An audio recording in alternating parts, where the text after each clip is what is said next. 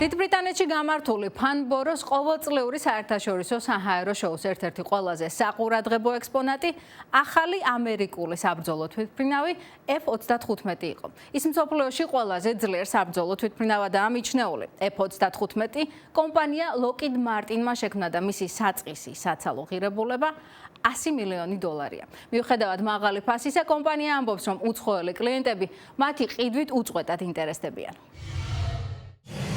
მიუხედავად იმისა, რომ თვითმფრინავის ვერტიკალური აფრენა-დაფრენა სიახლე აღარ არის, ჰაერში ერთ ადგილზე გაჩერებული 27 ტონიანი თვითმფრინავის ნახვა შთამბეჭდავის ანახაობაა.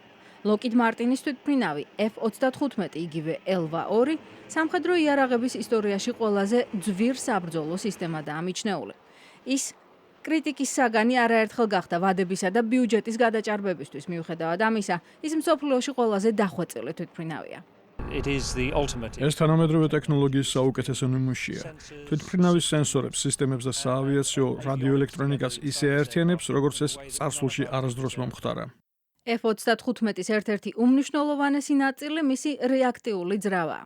მას 18 მეტრული ტონა გაწევის წარმოქმნა და 1,6 მახის ანუ საათში თითქმის 2000 კილომეტრის სიჩქარის განვითარება შეუძლია. ეს არის ძრავა, რომელსაც ზებიგერითის სიჩქარის მიღწევა შეუძლია და რადარებისთვის უხილავ სტელსის ტექნოლოგიას იყენებს. ძრავას მოკლე ასაფრენი ზოლი სჭირდება და ვერტიკალური დაშვების შესაძლებლობა აქვს. F-35-ის 3 ვერსიაა შექმნილი, მათგან 2-ს ვერტიკალური აფრენა და დაფრენა შეუძლია. ამ თვითმფრინავებს ამერიკის შეიარაღებული ძალები 2015 წლიდან იყენებს.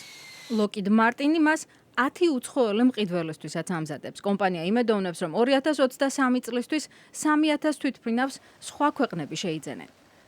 თანამედროვე ომების მოთხოვნებიდან გამომდინარე F-35, რომელიც უკიდურესად კომპლექსური საბრძოლო სისტემაა, განახლებები უწყვეტად დასჭირდება. ისინი მოხმარებაში 2070 წლამდე დარჩება, რის შემდეგაც მათი ამორტიზება დაიწყება.